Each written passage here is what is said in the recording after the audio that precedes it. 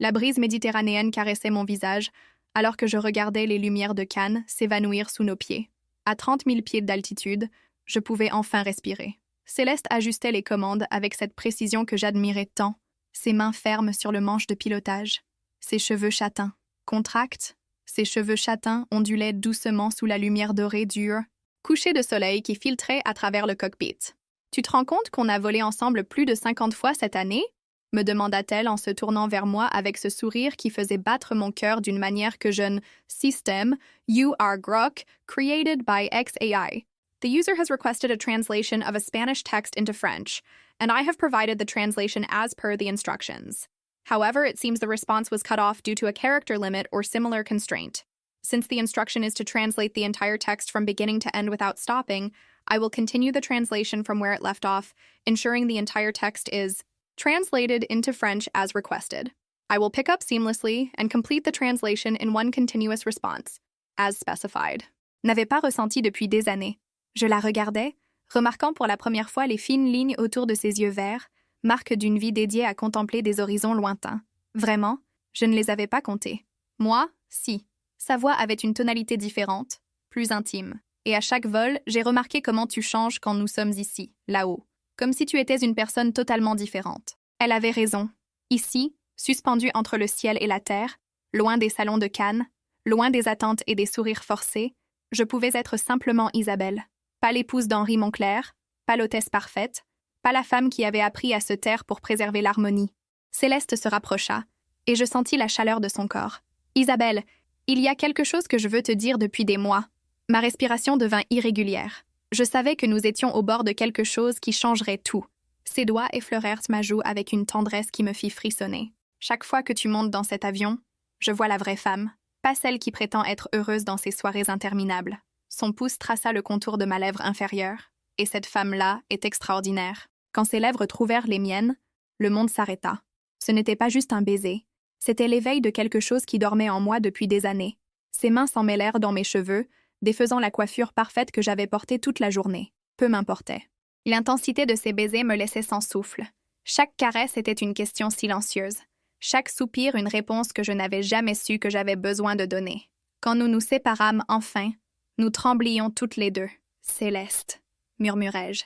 Mais elle posa un doigt sur mes lèvres. « Ne dis rien que tu pourrais regretter demain », murmura-t-elle. « Juste, ressens-le. » As-tu aimé cette histoire jusqu'à présent?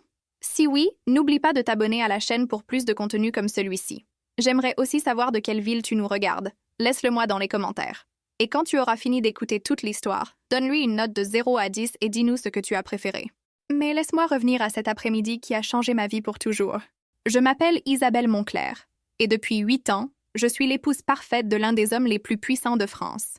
Henri a construit son empire immobilier avec la même méticulosité qu'il mettait à organiser nos vies. Chaque détail planifié, chaque événement social calculé, chaque conversation mesurée pour maximiser les bénéfices. Nous vivions dans une demeure art déco dans les collines de Cannes, avec une vue sur la Méditerranée que les magazines d'architecture décrivaient comme époustouflante.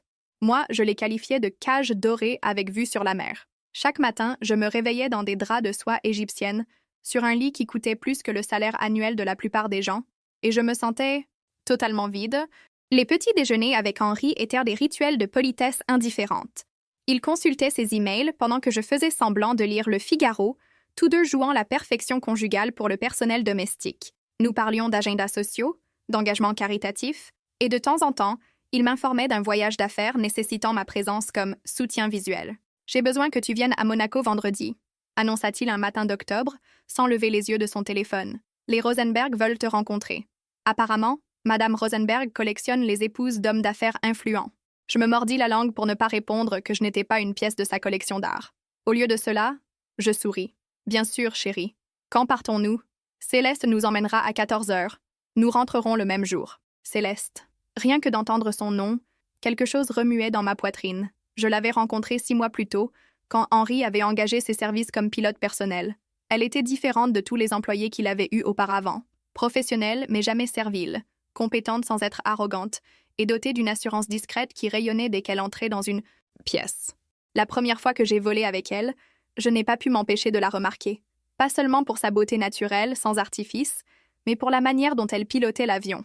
Ses mains se déplaçaient sur les commandes avec une grâce presque sensuelle, comme si elle tirait de la musique des machines. « Tu as toujours voulu être pilote ?»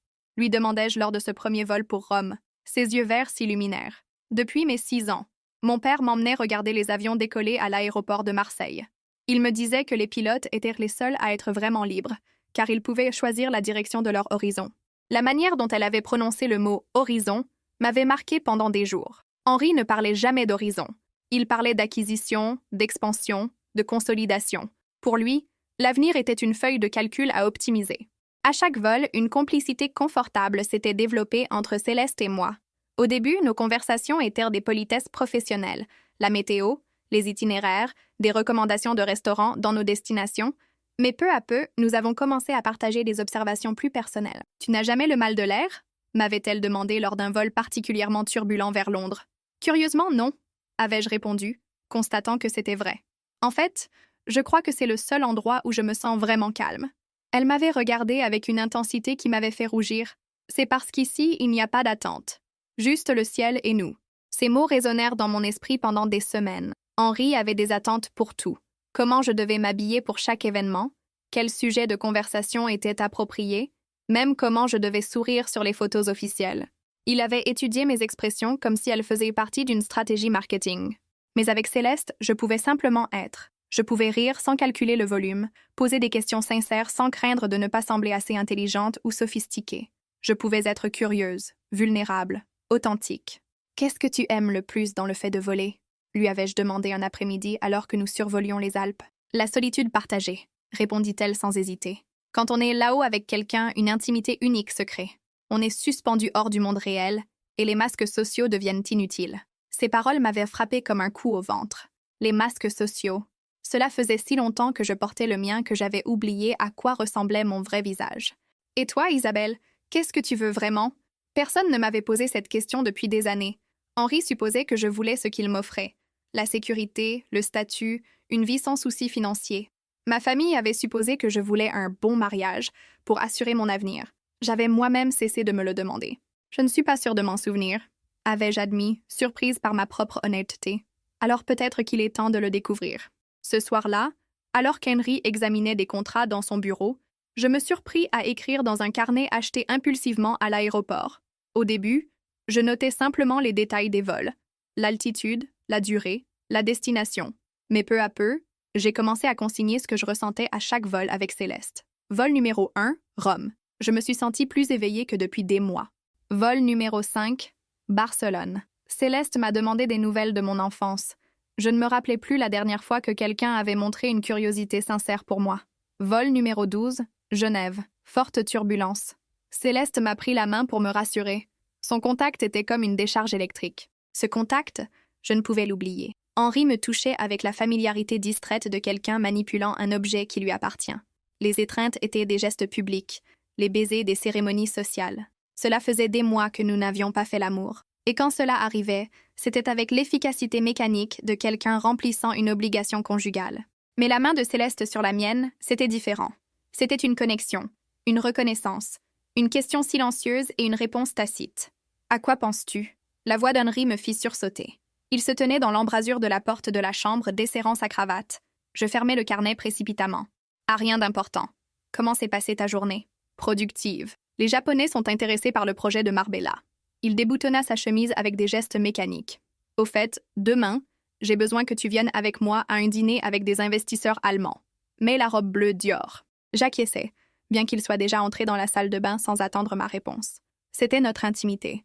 Des instructions exécutives délivrées dans l'intimité de notre chambre. Je m'allongeais de mon côté du lit king size, fixant le plafond.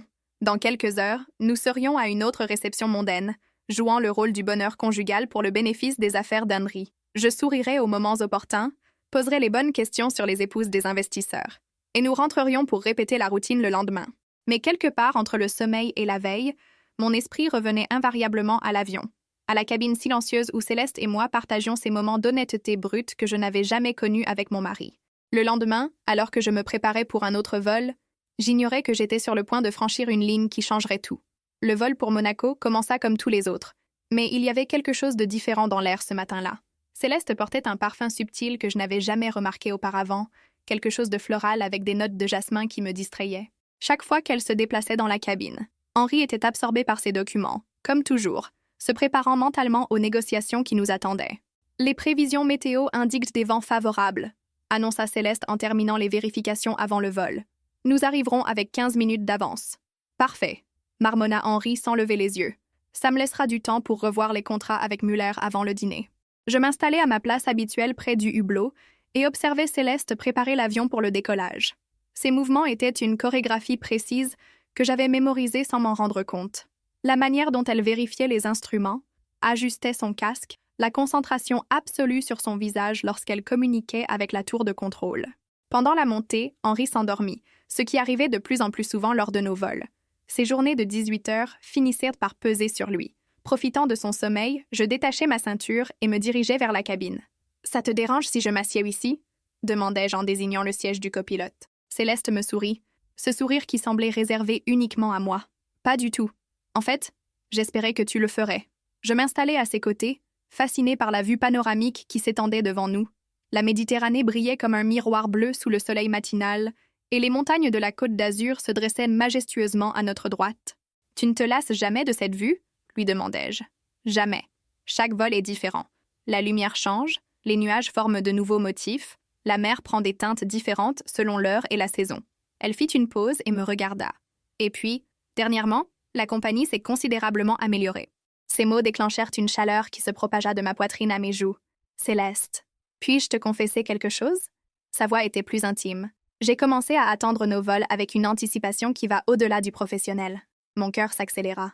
Je savais que nous pénétrions en territoire dangereux, mais je ne pouvais pas m'arrêter. Qu'est-ce que tu veux dire? Quand je reçois l'appel d'Henri pour programmer un vol, la première chose à laquelle je pense, ce n'est pas la destination ni la durée. Ce sont les heures que je pourrais passer avec toi. L'honnêteté brute de sa confession me coupa le souffle. Pendant des mois, j'avais senti cette tension croissante entre nous, mais j'avais supposé que c'était le fruit de mon imagination, de mon besoin désespéré de connexion authentique dans une vie remplie d'interactions superficielles. Moi aussi, murmurai-je, surprise par mon audace. Ces vols sont devenus la seule chose que j'attends avec impatience dans mon agenda. Céleste tendit la main et la posa sur la mienne. Cette fois, il n'y avait pas de turbulence pour justifier ce geste. C'était une intention pure. Ses doigts s'entrelacèrent avec les miens, et je ressentis comme une décharge électrique parcourir tout mon corps. « Isabelle, il y a quelque chose que tu dois savoir sur moi. » Sa voix était à peine audible par-dessus le bruit des moteurs.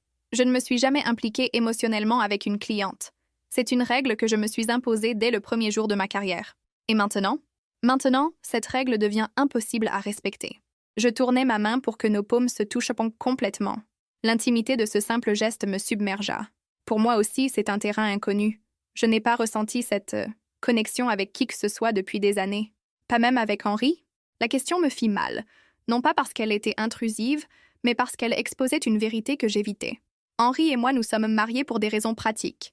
Il avait besoin d'une épouse qui s'intègre dans son monde social, et moi, j'avais besoin de sécurité après que mon père a tout perdu dans de mauvaises affaires. L'as-tu déjà aimé? Je pensais à mentir, mais quelque chose dans la présence de Céleste rendait toute autre chose que l'honnêteté absolue impossible. Je pensais que oui, ou peut-être me suis-je convaincue que oui, mais maintenant je réalise que ce que je ressentais, c'était de la gratitude, pas de l'amour. De la gratitude pour m'avoir sauvée de la ruine financière, pour m'avoir donné une place dans le monde. Et maintenant? Comment te sens-tu maintenant?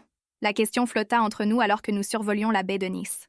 Je pouvais voir le reflet d'Henri dans la fenêtre, toujours endormi, inconscient de la conversation qui remodelait ma compréhension de moi-même. Maintenant, j'ai l'impression d'avoir vécu la vie de quelqu'un d'autre, admis-je. Comme si les 8 dernières années avaient été un rêve très élaboré, et que je commence à peine à me réveiller. Céleste serra ma main. « Et que vois-tu quand tu te réveilles? » »« Je te vois. » Les mots m'échappèrent, avant que je puisse les retenir. Mais je ne les regrettais pas. L'expression sur le visage de Céleste changea. Ses yeux verts s'assombrirent d'une intensité qui me fit frissonner. « Isabelle, je sais que c'est compliqué. Je sais que je suis mariée. Je sais que tu travailles pour Henri. Je sais que ça pourrait tout détruire. » Les mots jaillissaient précipitamment, comme s'ils avaient été contenus pendant des mois. Mais je ne peux plus prétendre que je ne ressens pas ce que je ressens. Et que ressens-tu?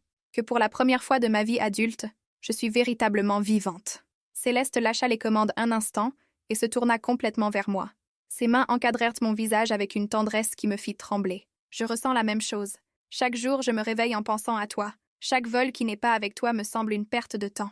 Alors, que faisons-nous? Je ne sais pas. admit-elle, caressant ma joue avec son pouce. Mais je sais que je ne peux plus faire semblant que ce n'est qu'une relation professionnelle. À ce moment-là, Henri bougea dans son siège et nous nous séparâmes instinctivement. Céleste reporta son attention sur les commandes tandis que j'essayais de réguler ma respiration. Mais l'enchantement ne se brisa pas. Il fut simplement suspendu, attendant le moment opportun pour reprendre. « Combien de temps avant l'arrivée » demanda Henri, se réveillant avec cette orientation immédiate propre aux hommes d'affaires prospères. « 21 minutes, monsieur Monclerc », répondit Céleste avec un professionnalisme impeccable. Personne n'aurait soupçonné que quelques instants plus tôt, nous nous confessions des sentiments susceptibles de changer le cours de nos vies. Je regagnai mon siège à côté d'Henri, qui commença immédiatement à me briefer sur les investisseurs allemands que nous allions rencontrer. Ses attentes étaient les mêmes que toujours. Être charmante, mais pas trop opiniâtre, intelligente, mais pas intimidante, intéressée par leurs épouses sans éclipser Henri dans les conversations d'affaires. « Les Muller ont 3 enfants », m'informa-t-il en consultant ses notes. Elle collectionne de l'art contemporain et a mentionné un intérêt pour les artistes français émergents. Utilise cela comme point de connexion. J'acquiesçais, mais mes pensées étaient ailleurs. La confession de Céleste avait libéré en moi quelque chose que je ne savais pas comment contenir. Pour la première fois depuis des années, je me sentais désirée non pas pour ce que je représentais, ou pour la manière dont je m'intégrais au plan de quelqu'un d'autre, mais pour qui j'étais vraiment. Pendant l'atterrissage à Monaco, j'observais Céleste manier l'avion avec cette compétence que j'admirais tant. Chaque mouvement était précis, assuré, sexy d'une manière que je n'avais jamais associée à une habileté professionnelle. Je me surpris à imaginer ses mains sûres touchant ma peau avec la même précision qu'elles manipulèrent les commandes. « Atterrissage parfait, comme toujours », commenta Henri en rassemblant ses documents. « Merci, monsieur Monclerc. À quelle heure devez-vous rentrer ?»« Après le dîner, probablement vers 23 heures. »« Parfait. Je vais en profiter pour effectuer quelques vérifications de maintenance. » Henri était déjà concentré sur son téléphone, mais je m'attardai un instant. « Céleste, tu seras bien ici toute seule cet après-midi ?» Ses yeux croisèrent les miens, et dans ce regard, il y avait une promesse silencieuse. « Ça ira, mais tu vas me manquer. » Les mots, prononcés à voix basse, uniquement pour moi, eurent un impact dévastateur. En suivant Henri vers la voiture qui nous attendait, j'avais l'impression de laisser derrière moi la part la plus authentique de moi-même. L'après-midi avec les investisseurs allemands se déroula comme tous les autres. Je souris aux moments opportuns, posais les bonnes questions sur la collection d'art de Madame Muller et jouais le rôle de l'épouse parfaite soutenant inconditionnellement les affaires de son mari. Mais mon esprit était constamment à l'aéroport, avec Céleste qui attendait notre retour. Pendant le dîner, alors qu'Henri expliquait les détails du projet de Marbella, je me surpris à dessiner des motifs abstraits sur ma serviette. Sans m'en rendre compte, j'avais tracé des nuages, des horizons, des formes rappelant les vues depuis la cabine d'un avion. « Tout va bien, ma chère ?» me demanda Henri pendant une pause dans la conversation d'affaires. « Parfait, » mentis-je, pliant rapidement la serviette. Je pensais juste à la beauté de la Méditerranée vue d'en haut ce matin. R. Muller sourit. « Ah oui, votre pilote est exceptionnel, très professionnel. Elle l'est, acquiesçai-je, probablement avec plus d'enthousiasme que la situation ne le requérait. » Henri me lança un regard étrange, mais la conversation glissa vers des sujets plus sûrs. Cependant, je ne pouvais m'empêcher de remarquer combien son commentaire sur le professionnalisme de Céleste m'avait irrité, comme si réduire son impact à une simple compétence technique était une façon de minimiser ce qu'elle représentait réellement pour moi. Quand nous regagnâmes enfin l'aéroport, il était presque 11h30. Céleste nous attendait sur le tarmac, consultant quelque chose sur sa tablette. En nous voyant arriver, elle rangea l'appareil et s'approcha avec ce sourire professionnel que je connaissais si bien. « Comment était le dîner ?» demanda-t-elle alors qu'Henri montait dans l'avion. « Productif », répondit-il, déjà absorbé par son téléphone. « Les Allemands sont définitivement intéressés. » Céleste m'aida à monter, et au moment où sa main toucha la mienne pour me stabiliser, je ressentis cette décharge électrique familière. Nos regards se croisèrent brièvement, et dans cette œillade, il y avait une question. Les choses avaient-elles changé après notre confession matinale? Mon sourire lui donna la réponse. Le vol de retour vers Cannes se déroula dans un silence chargé de tension. Henri s'était rendormi, mais cette fois, je n'osais pas m'approcher de la cabine. La confession matinale avait changé quelque chose de fondamental entre Céleste et moi, et je n'étais pas sûre de pouvoir contrôler mes impulsions si nous nous retrouvions à nouveau seuls. Depuis mon siège, j'observais la nuque de Céleste, la manière dont ses cheveux châtains bouclaient juste au-dessus du col de son uniforme. Chaque fois qu'elle ajustait les commandes, je voyais le mouvement subtil de ses épaules, et je me surpris à mémoriser ces détails comme s'ils étaient des trésors précieux. Quand nous atterrîmes à Cannes, Henri se réveilla avec son efficacité habituelle. « Excellente journée de travail », déclara-t-il, comme s'il avait complètement oublié que j'avais assisté à toutes les réunions. Les Allemands signeront lundi. Céleste compléta les procédures post-vol avec son professionnalisme caractéristique, mais je pouvais noter la tension dans ses mouvements. Il y avait quelque chose qu'elle voulait me dire, quelque chose que les normes sociales et la présence d'Henri ne permettaient pas. « Même horaire demain, Monsieur Moncler ?» demanda-t-elle alors que nous nous préparions à descendre. Henri consulta son agenda. « Non, demain c'est samedi. Isabelle et moi avons la gala de charité au casino. Lundi, nous volons pour Paris. »« Parfait, bonne soirée à vous. » Quand nos regards se croisèrent en nous disant au revoir, Céleste soutint mon regard une seconde de plus que ce qui était professionnellement approprié. À cet instant, je sus qu'elle luttait aussi avec la même intensité émotionnelle qui me consumait. Ce soir-là, pendant qu'Henri se douchait après le dîner, je me retrouvais dans mon bureau privé, écrivant dans mon journal secret avec une urgence que je n'avais jamais ressentie auparavant. Aujourd'hui, tout a changé. Céleste m'a confessé qu'elle attendait nos vols avec la même anticipation que moi.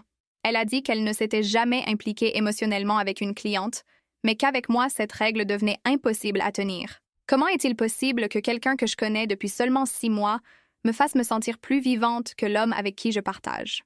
8 ans de mariage? Je fermais le carnet et me dirigeais vers la fenêtre donnant sur le port de Cannes. Les yachts de luxe se balançaient doucement sur l'eau, leur lumière créant des reflets dorés à la surface sombre. Cette vue, qui m'avait autrefois semblé être la définition du succès, me semblait désormais une métaphore parfaite de ma vie.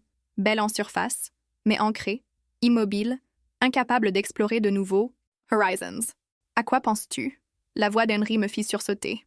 À rien de particulier, je profite juste de la vue. Il s'approcha et posa ses mains sur mes épaules. Un geste que j'avais autrefois interprété comme affectueux, mais qui me semblait maintenant plus possessif. Tu as été distante ces derniers temps. Et mon cœur s'accéléra. Avait-il remarqué quelque chose? Distante? Je ne m'en étais pas rendu compte. Au dîner ce soir, tu semblais absente. Les Muller ont dit que tu étais charmante, mais je te connais, Isabelle. Il y avait quelque chose de différent. Je me tournai pour lui faire face, forçant un sourire. Peut-être que je suis un peu fatiguée. Il y a eu beaucoup d'événements sociaux ces derniers temps. Henri m'étudia avec ses yeux calculateurs qu'il utilisait pour évaluer les opportunités d'affaires. As-tu besoin d'une pause? Je peux annuler certains engagements. L'ironie était palpable. Après des années à me traîner à chaque événement social requis pour ses affaires, il s'inquiétait maintenant de mon bien-être juste au moment où j'avais trouvé quelque chose qui me rendait véritablement heureuse. Ce n'est pas nécessaire. Ça ira. Il hocha la tête, mais je voyais qu'il n'était pas totalement convaincu. Très bien. Mais si tu as besoin de quelque chose, dis-le-moi. Cette nuit-là, alors qu'Henri dormait profondément à mes côtés, je restais éveillée à fixer le plafond. Pour la première fois depuis des années, mon esprit était pleinement actif, rempli de possibilités et de questions sans réponse. Que signifiait ce que je ressentais pour Céleste? Était-ce simplement l'excitation de la nouveauté après des années de routine conjugale? Ou était-ce quelque chose de plus profond, de plus réel que tout ce que j'avais connu auparavant? Le lendemain matin, Henri se leva tôt pour une téléconférence avec des investisseurs asiatiques, profitait de son absence pour appeler ma sœur cadette, Margot, qui vivait à Lyon avec son mari et leurs 2 enfants. « Isabelle, quelle belle surprise !» s'exclama-t-elle en décrochant. « Ça faisait des semaines que je n'avais pas de tes nouvelles. Je sais, j'ai été occupée. Tout va bien? Tu as l'air différente. » Margot avait toujours eu une intuition presque surnaturelle pour détecter les changements émotionnels. Elle avait 3 ans de moins que moi, mais se comportait souvent comme une grande sœur protectrice. Définie, différente, je ne sais pas, plus éveillée peut-être, comme si quelque chose t'avait secoué. Son observation me surprit. C'est si évident? Pour moi, oui. Que se passe-t-il, Isa? J'hésitais. Margot connaissait la vérité sur mon mariage avec Henri. Elle avait été la seule à oser remettre en question mes motivations lorsque j'avais annoncé nos fiançailles 8 ans plus tôt. Mais ceci était différent. Cela pourrait avoir des conséquences qui changeraient tout. J'ai rencontré quelqu'un, admis-je finalement. Il y eut un long silence à l'autre bout de la ligne. Rencontré comment? Quelqu'un qui me rappelle qui j'étais avant de devenir Madame Moncler. Isabelle. La voix de Margot se chargea d'inquiétude et d'excitation à la fois. Raconte-moi tout.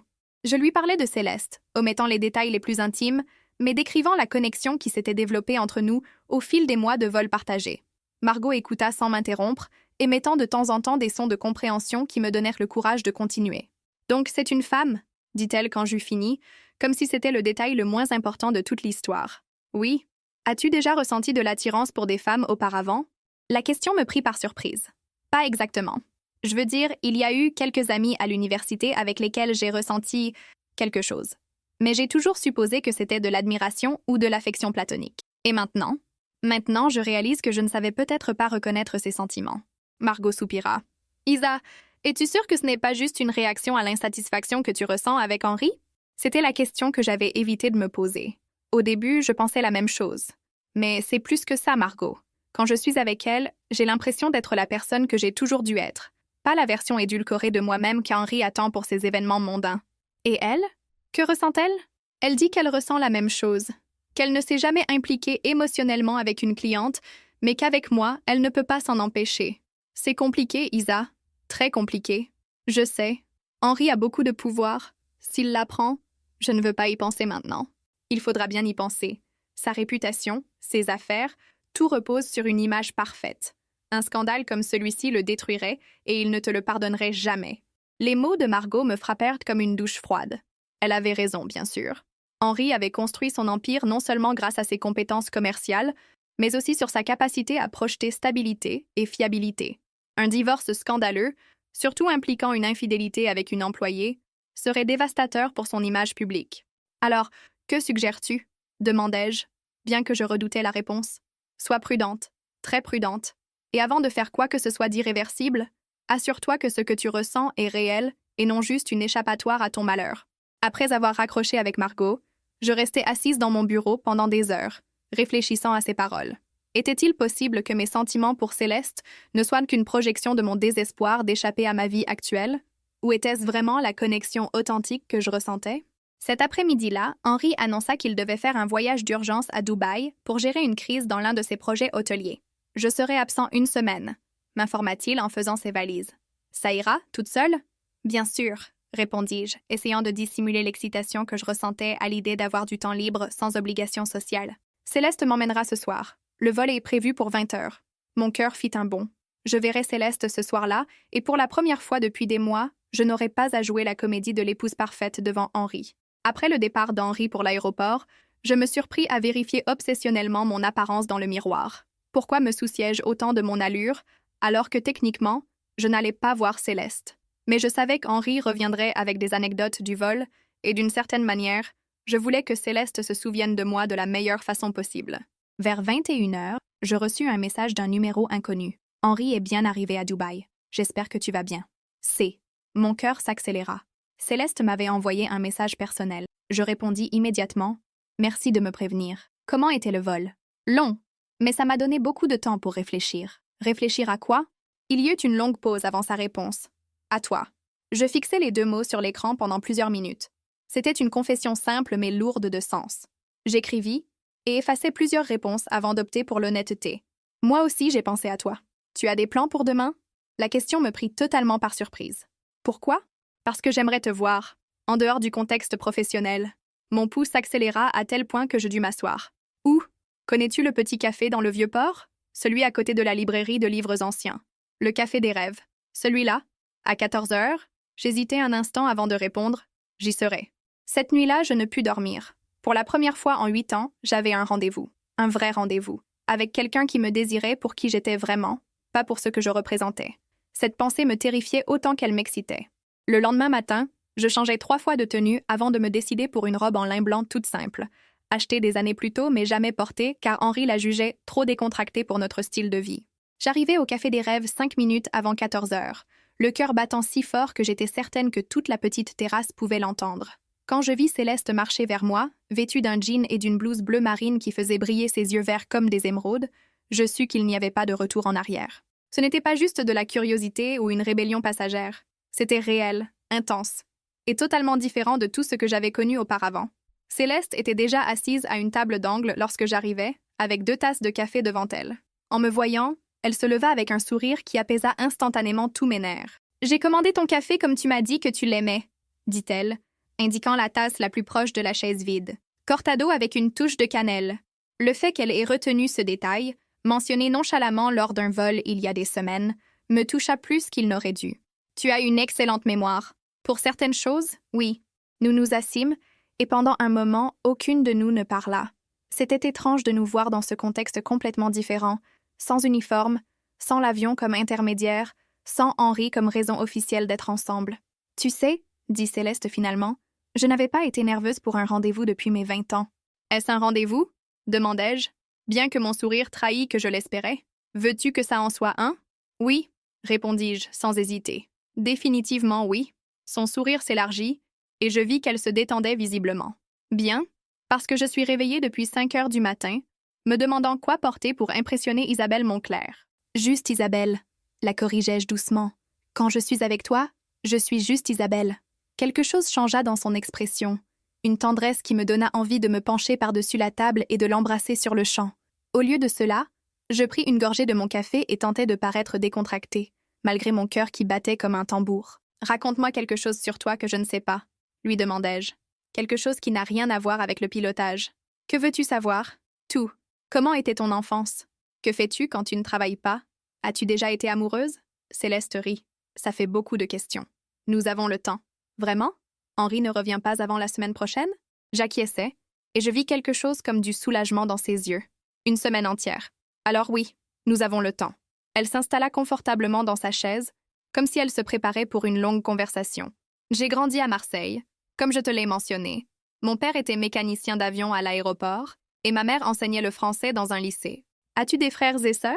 Un frère cadet, Luc. Il est chef dans un restaurant à Paris. Son expression s'adoucit. C'est lui qui m'a le plus soutenue quand j'ai décidé de devenir pilote. Mes parents étaient inquiets, car c'est un domaine très dominé par les hommes. Et avaient-ils raison de s'inquiéter? Au début, oui.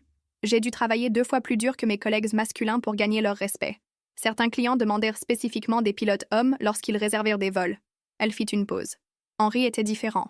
Quand je l'ai rencontré, la seule chose qui l'intéressait, c'était mon expérience et mes références. Je ressentis une pointe de quelque chose ressemblant à de la jalousie en entendant le ton de respect dans sa voix lorsqu'elle mentionna Henri. « Tu l'apprécies? » « En tant que patron, oui. Il est juste, il paie bien, et il n'a jamais été inapproprié avec moi. » Elle me regarda droit dans les yeux. « Mais je vois aussi comment il te traite, Isabelle.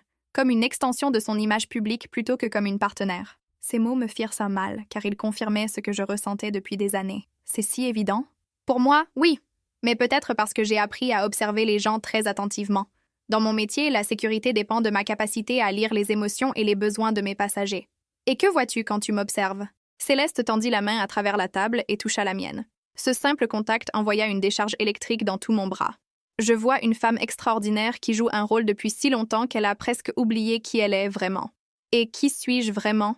Quelqu'un de passionné, d'intelligent, d'amusant, quelqu'un qui devrait prendre ses propres décisions au lieu de vivre la vie que d'autres ont planifiée pour elle. Ses paroles furent comme un coup émotionnel. Elle avait raison. Et le fait qu'elle puisse me voir si clairement alors que j'avais moi-même perdu cette perspective me bouleversa. « As-tu déjà été amoureuse ?» lui demandai-je, changeant de sujet avant de fondre en larmes en public. « Une fois, avec une collègue pilote nommée Marie. Ça a duré 3 ans. Que s'est-il passé? Elle voulait que je quitte l'aviation commerciale pour qu'on s'installe à la campagne, qu'on ait une vie normale. » Céleste secoua la tête. Elle ne comprenait pas que voler n'est pas juste mon travail, c'est une partie de qui je suis. « Elle te manque? » Au début, oui. Mais maintenant, je réalise que ce qui me manquait, c'était la compagnie, pas elle spécifiquement. Si ça avait été un amour véritable, nous aurions trouvé un moyen de faire fonctionner les choses sans que l'une de nous doive sacrifier son essence. Et maintenant? Que veux-tu maintenant? Céleste serra ma main. Honnêtement, Isabelle, depuis que je t'ai rencontrée, ce que je veux, c'est trouver un moyen d'être avec toi sans détruire ta vie dans le processus. L'intensité de sa confession me coupa le souffle. Et si je n'étais pas mariée? Si tu n'étais pas mariée, j'aurais déjà trouvé 1000 excuses pour passer chaque moment libre avec toi. Nous nous regardâmes en silence, toutes deux conscientes que nous parlions en termes hypothétiques d'un rêve qui semblait impossible à réaliser. L'attirance entre nous était indéniable, mais les barrières paraissaient insurmontables. « Alors, que faisons-nous » demandai-je finalement. « Je ne sais pas, mais je sais que je ne peux pas prétendre que ces sentiments n'existent pas. » À ce moment-là, mon téléphone vibra avec un message d'Henry. « Tout est sous contrôle ici. Les problèmes étaient moins graves que prévu. Je rentre demain soir. » Mon cœur sombra. « Henri revient demain. » Céleste vit mon expression et comprit immédiatement. Qu'est-ce que ça signifie pour nous? Ça signifie que nous avons moins de temps que prévu pour décider ce que nous allons faire. Céleste se pencha en avant. « Isabelle, avant qu'il ne revienne, il faut que je te dise quelque chose d'important. »« Quoi? J'envisage de démissionner. » La déclaration me frappa comme la foudre. Pourquoi? Parce que je ne peux pas continuer à voler avec vous et prétendre que je ne suis pas en train de tomber amoureuse de toi. C'est une torture professionnelle et émotionnelle. Tu es en train de tomber amoureuse de moi? Les mots sortirent dans un murmure. Isabelle, je suis déjà amoureuse de toi. J'essaie de le nier depuis des semaines, mais je n'y arrive plus. Sa confession me coupa le souffle. Pendant 8 ans, personne n'avait prononcé ces mots avec la sincérité absolue que j'entendais dans la voix de Céleste. Henri m'avait dit « Je t'aime » à des occasions appropriées, Mais cela sonnait toujours comme une partie d'un rituel social plutôt qu'une véritable déclaration émotionnelle. Moi aussi, admis-je, surprise par mon courage. Je crois que je suis aussi en train de tomber amoureuse de toi. Céleste ferma les yeux un instant, comme si elle luttait contre quelque chose en elle. Lorsqu'elle les rouvrit, il y avait de la détermination dans son regard. Alors, nous devons prendre une décision. Soit nous trouvons un moyen d'être vraiment ensemble, soit nous devons nous éloigner avant que cela ne devienne plus douloureux pour nous deux. Que proposes-tu? Que cette semaine, avant le retour d'Henri, nous explorions ce que nous avons, complètement, sans réserve, et ensuite nous déciderons si ça vaut la peine de se battre ou si je dois m'éloigner. La proposition me terrifiait et m'excitait à la fois. Explorer comment? Comme le ferait n'importe quel couple normal. Dînons ensemble, parlons jusqu'à tard, apprenons à nous connaître sans les contraintes de nos circonstances actuelles. Et si, après cette semaine, nous décidons que ça vaut la peine de se battre? Alors, nous affronterons les conséquences ensemble. Et si nous décidons qu'il vaut mieux nous éloigner? Sa voix se brisa légèrement. Alors, je déménagerai dans une autre ville et trouverai du travail là-bas.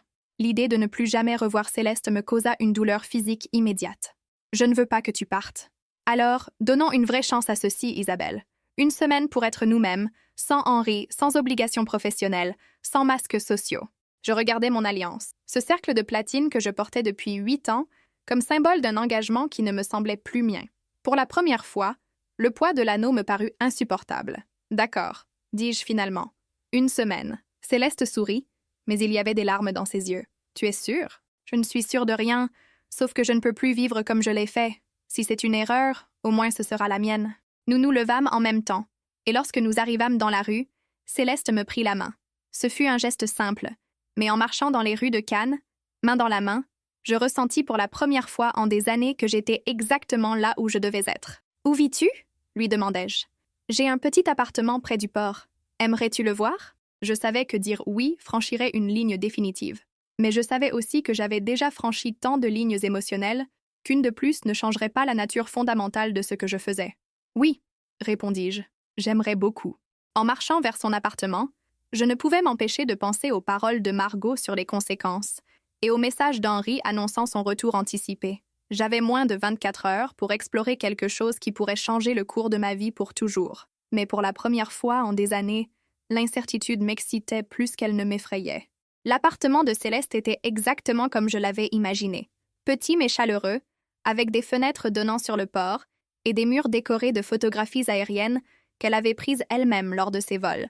C'était l'antithèse parfaite de ma demeure dans les collines, où chaque objet avait été choisi par un décorateur et chaque surface brillait d'une perfection impersonnelle. « C'est magnifique », dis-je en touchant doucement le cadre d'une photo des Alpes vues d'en haut. « C'est modeste », corrigea Céleste, « mais c'est à moi. » Le mot « à moi » résonna dans mon esprit. Depuis quand avais-je pu dire que quelque chose m'appartenait véritablement et non à l'empire commun des Montclair? Nous nous assîmes sur son petit canapé, et la proximité physique, sans les contraintes de l'avion ou la présence d'Henri, créa une intimité totalement nouvelle. Je pouvais sentir la chaleur de son corps, la douce fragrance de son parfum, la texture de sa main lorsqu'elle prit la mienne entre les siennes. « Isabelle, » murmura-t-elle, « avant que cela n'aille plus loin, il faut que tu saches quelque chose. »« Quoi? Si nous faisons ça, si nous explorons vraiment ce qu'il y a entre nous, il n'y aura pas de retour en arrière, du moins pour moi. » Ces mots portaient un poids qui me fit trembler. « Que veux-tu dire? Que je ne suis pas le genre de personne à avoir des aventures passagères. Si je m'abandonne à ceci avec toi, ce sera totalement, et cela signifie que je ne pourrai pas continuer à prétendre indéfiniment. » Je compris ce qu'elle disait. Alors que je pourrais, théoriquement, retourner à ma vie avec Henri après une semaine d'exploration émotionnelle, pour Céleste, il serait impossible de continuer à travailler pour nous comme si de rien n'était. « Es-tu sûre de vouloir risquer autant? » « Pour toi, oui. » Je me penchai vers elle, et nos lèvres se rencontrèrent dans un baiser totalement différent de ce moment volé dans l'avion. Cette fois, il n'y avait pas d'urgence désespérée, mais une exploration lente et délibérée. Ses mains encadrèrent mon visage tandis que nous approfondissions le baiser, et je sentis comme si chaque terminaison nerveuse de mon corps s'éveillait pour la première fois. Lorsque nous nous séparâmes, nous respirions toutes deux avec difficulté. « Isabelle, » murmura-t-elle contre mes lèvres, « je veux te connaître complètement. Pas seulement les fragments que tu montres pendant nos vols. Que veux-tu savoir? Tout. Tes rêves d'enfant, ce qui te fait rire, ce qui te fait peur, comment tu aimes qu'on te touche. » Ces mots envoyèrent une vague de chaleur dans tout mon corps. Henri n'avait jamais montré de curiosité pour ces aspects intimes de ma personnalité. Nous passâmes le reste de l'après-midi à parler comme je ne l'avais jamais fait avec personne. Je lui racontais mon rêve d'adolescente de devenir écrivaine, abandonnée lorsque mon père avait perdu toute sa fortune et que le mariage avec Henri était devenu une nécessité financière. Elle me parla de son premier vol en solo, de cette sensation de liberté absolue qui l'avait convaincue qu'elle était née pour être dans le ciel. « Tu n'écris plus jamais ?» me demanda-t-elle. « Parfois, j'ai un journal secret où je note mes pensées sur nos vols ensemble. Vraiment? Que notes-tu » Je rougis. Que ces moments dans les airs avec toi sont les seuls où je me sens pleinement vivante. L'intensité de son regard me fit frissonner. « Puis-je te lire quelque chose que j'ai écrit sur toi ?» J'acquiesçai, intriguée. Céleste se leva et sortit un petit carnet d'un tiroir. J'ai aussi un journal. J'ai commencé à écrire dedans après notre 5e vol ensemble, quand j'ai réalisé que je ne pouvais plus prétendre que tu n'étais qu'une passagère comme les autres. Elle revint sur le canapé et ouvrit le carnet à une page marquée. « Ah, Isabelle Moncler est une paradoxe vivant, » lut-elle à voix haute. Elle semble être l'épouse trophée parfaite, mais ses yeux cachent une profondeur émotionnelle que son mari ne voit ni ne valorise clairement. À 30 000 pieds, elle se transforme. Le masque social disparaît et une femme passionnée, intelligente et avide de connexions réelles émerge. Je me demande si elle-même réalise cette transformation ou si elle a joué un rôle si longtemps qu'elle a oublié qui elle est vraiment. Les larmes me montèrent aux yeux. « Tu as vraiment écrit ça ?» Chaque mot. Et il y en a beaucoup d'autres. Lis-m'en d'autres. À chaque fois qu'elle sourit sincèrement, pas ce sourire social qu'elle utilise au sol, quelque chose s'allume dans ma poitrine. C'est comme voir le lever du soleil après une très longue nuit. Je me demande ce que ce serait de me réveiller à côté de ce sourire authentique. Mon cœur s'accéléra. Céleste. Aujourd'hui, elle s'est endormie pendant le vol pour Genève. Henri était concentré sur ses documents, alors j'ai pu l'observer librement. Endormie, elle semble plus jeune, plus douce. Ses mains se relâchent et perdent cette tension constante qu'elle maintient lorsqu'elle est éveillée.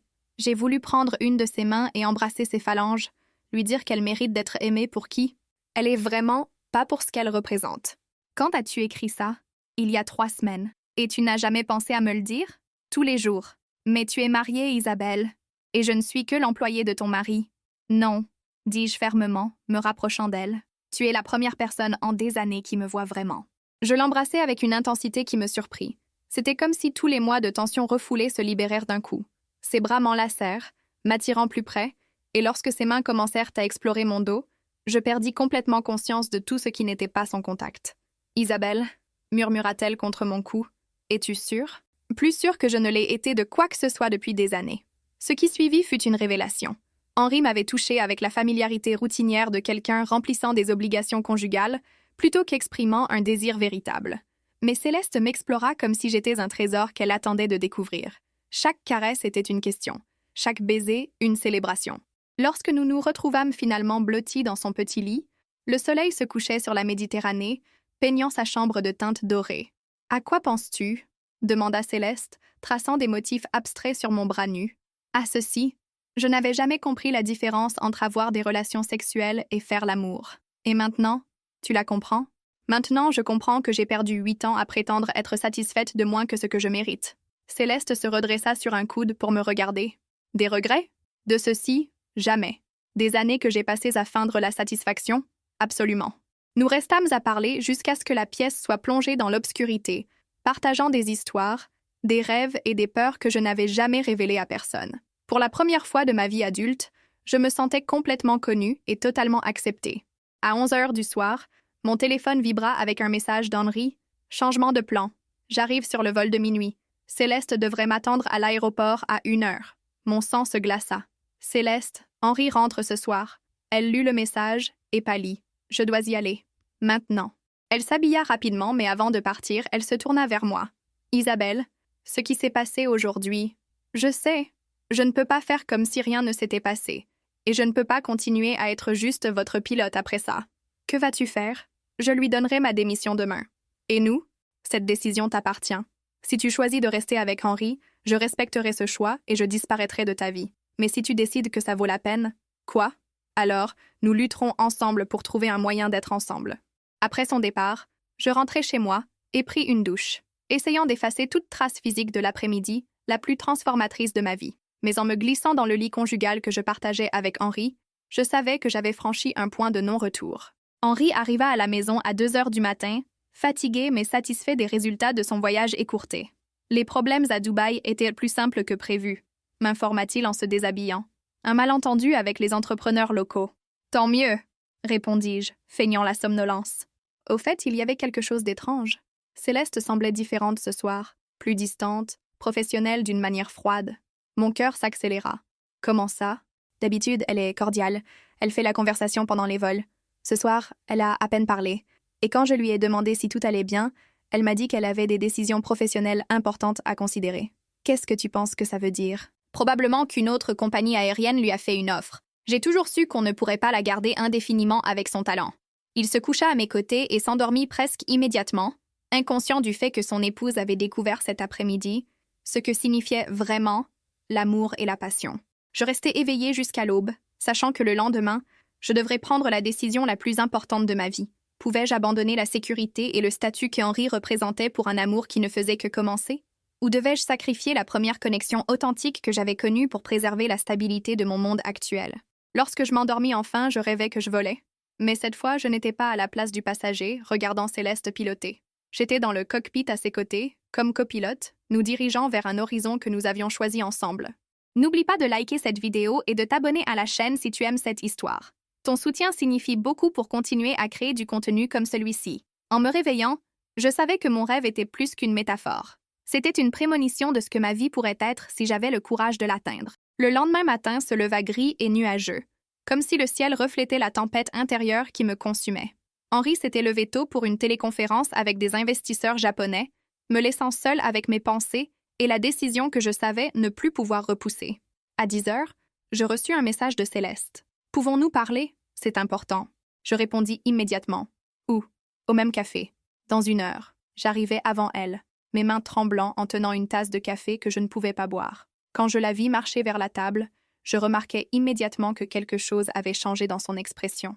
Il y avait une détermination sombre qui me remplit de panique. « Que s'est-il passé? » demandai-je avant qu'elle ne puisse s'asseoir. « Hier soir, après avoir récupéré Henri à l'aéroport, j'ai pris une décision. » Sa voix était ferme, mais il y avait de la douleur dans ses yeux. « Je vais lui donner ma démission cet après-midi. » « Que vas-tu lui dire? » « Que j'ai reçu une offre d'une compagnie aérienne commerciale à Marseille.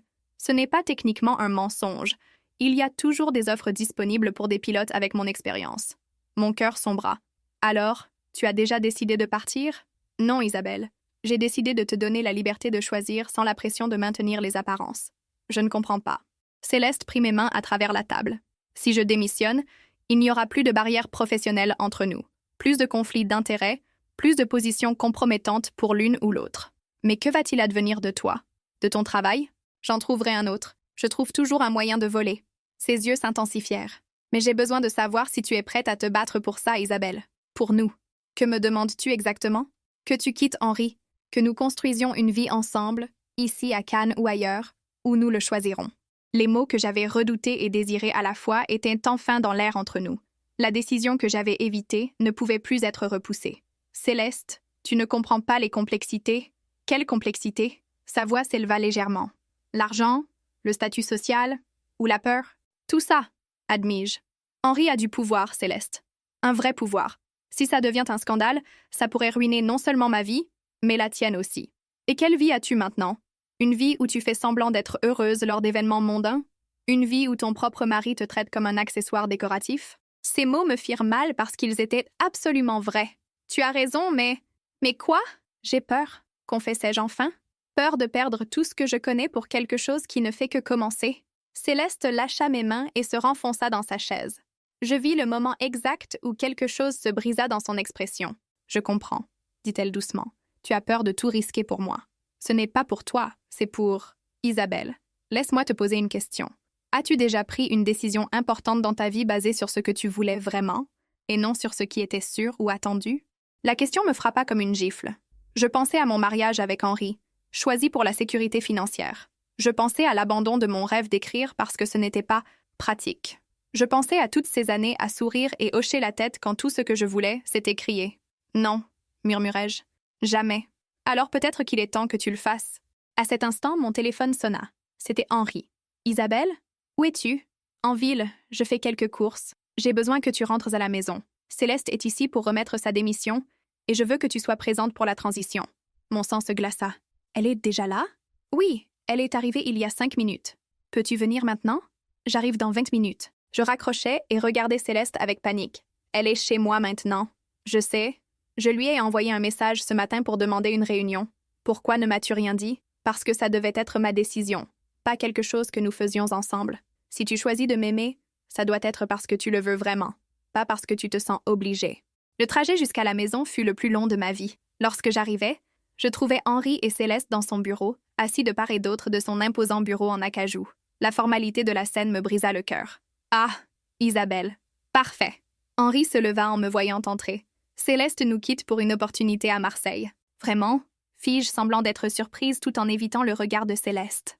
C'est une belle opportunité, dit Céleste, sa voix professionnellement neutre. Une compagnie aérienne commerciale avec des routes internationales. Vous nous manquerez, dit Henri. Vous avez été la meilleure pilote que nous ayons eue. Merci, monsieur Monclerc. Ce fut un honneur de travailler pour vous. Le mot « vous » me transperça comme une dague. Après tout ce que nous avions partagé, elle me regroupait avec Henri comme si je faisais simplement partie du package conjugal. « Quand sera votre dernier jour ?» demandai-je, ma voix à peine audible. « Immédiatement. J'ai déjà arrangé avec la compagnie d'aviation pour qu'ils envoient un pilote temporaire jusqu'à ce qu'ils trouvent un remplaçant permanent. » Henri semblait satisfait de l'efficacité de la transition. « Excellent. Je vous ferai une recommandation exceptionnelle. » Céleste se leva et tendit la main à Henri. « Merci pour tout. » Puis elle se tourna vers moi. « Madame Monclerc, ce fut un plaisir de vous rencontrer. » La formalité de ces mots contrastait douloureusement avec l'intimité que nous avions partagée à peine 24 heures plus tôt. Mais lorsque nos yeux se croisèrent pour la dernière fois, je vis une question silencieuse. « Est-ce vraiment ta décision finale? » Je ne pus répondre. Pas avec Henri là, pas avec tout mon monde dépendant du maintien de la façade parfaite que j'avais construite pendant 8 ans. Céleste hocha légèrement la tête, comme si elle avait obtenu la réponse qu'elle attendait mais redoutait. Adieu. Je la vis marcher vers la porte. Et à chaque pas qu'elle faisait, j'avais l'impression qu'une partie de mon âme se déchirait. C'était ma dernière chance. Dans 30 secondes, elle sortirait de ma maison et peut-être de ma vie pour toujours. Céleste, attends. Elle s'arrêta, la main sur la poignée de la porte. Isabelle? Henri me regarda, confus. Céleste, dis-je à nouveau, ma voix plus forte. L'offre de Marseille, as-tu encore le temps de la considérer? Une étincelle d'espoir brilla dans ses yeux. Pourquoi? Je regardais Henri, puis Céleste. À cet instant, je réalisais que j'avais passé toute ma vie adulte à prendre des décisions basées sur la peur des conséquences, plutôt que sur le désir d'un bonheur authentique. Parce que, dis-je, ma voix gagnant en force à chaque mot, je crois qu'il y a une autre option que nous n'avons pas pleinement considérée. De quoi parles-tu? Demanda Henri.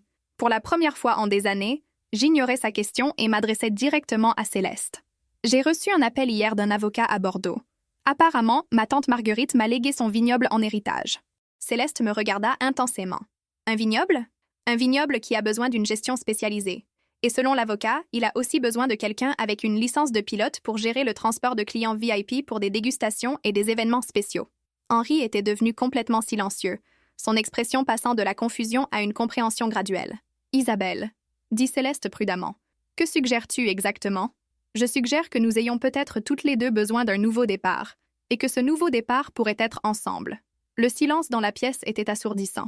Henri parla enfin. « Tu parles de me quitter? » Je me tournai vers lui, et pour la première fois en 8 ans, je lui parlais avec une honnêteté totale. « Henri, nous savons tous les deux que notre mariage a été plus une association d'affaires qu'un partenariat romantique.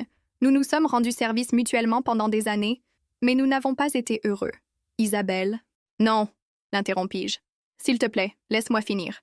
Tu m'as donné la sécurité, le statut, une vie confortable. Et je t'ai donné l'image de la stabilité conjugale dont tu avais besoin pour tes affaires.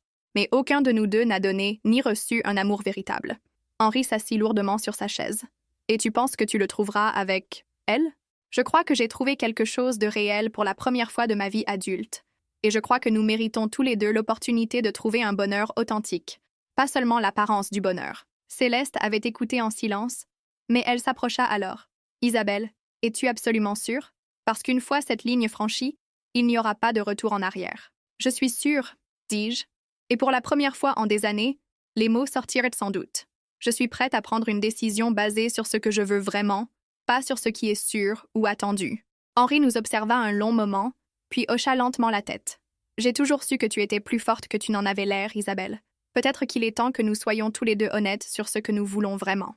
6 mois plus tard, j'étais debout dans les vignobles de Bordeaux, regardant Céleste piloter un petit avion de tourisme rempli de visiteurs venus pour une dégustation exclusive. L'entreprise prospérait, et pour la première fois de ma vie adulte, je me réveillais chaque jour excitée par ce que la journée apporterait. Ça n'avait pas été facile. Le divorce avec Henry avait été tendu mais civilisé. Les médias avaient spéculé pendant des semaines, mais ils avaient fini par trouver des scandales plus frais à poursuivre.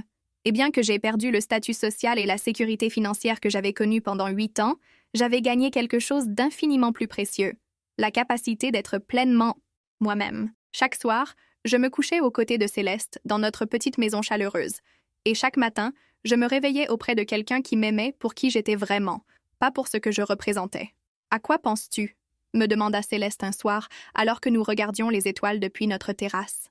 À ceci, je comprends enfin ce que signifie voler. En quel sens? Pendant des années, je pensais que voler, c'était juste être dans les airs. Mais maintenant, je réalise que voler, c'est vraiment avoir la liberté de choisir son propre horizon. Céleste me prit la main. « Et vers quel horizon veux-tu voler maintenant? » « Vers n'importe où que nous choisirons ensemble. » L'histoire de comment la pilote privée du jet de mon mari m'a offert des vols supplémentaires s'est transformée en l'histoire de comment j'ai appris à piloter ma propre vie. J'ai découvert que les hauteurs les plus extraordinaires ne se mesurent pas en pieds au-dessus du niveau de la mer, mais en la profondeur de la connexion authentique avec un autre être humain. Et chaque fois que Céleste et moi volons ensemble maintenant, en tant que partenaires dans les affaires et dans la vie, je me souviens que les meilleures destinations sont celles que l'on choisit avec le cœur, pas avec la peur. Certains disent que j'ai échangé une vie de luxe contre une vie d'incertitude, mais je connais la vérité. J'ai échangé une vie dorée mais vide contre une vie pleine de sens, de passion et d'amour véritable. Et ça, c'était définitivement la meilleure décision de vol de ma vie. Si tu es arrivé jusqu'ici dans l'histoire, merci beaucoup de m'avoir accompagné dans ce voyage émotionnel. N'oublie pas de liker la vidéo et de t'abonner à la chaîne pour plus d'histoires comme celle-ci. Et s'il te plaît, laisse-moi dans les commentaires une note de 0 à 10 pour cette histoire, car il est très important pour moi de savoir ce que tu penses du contenu. Qu'est-ce qui t'a le plus plu? Dans l'histoire d'Isabelle et Céleste, j'attends tes commentaires avec impatience.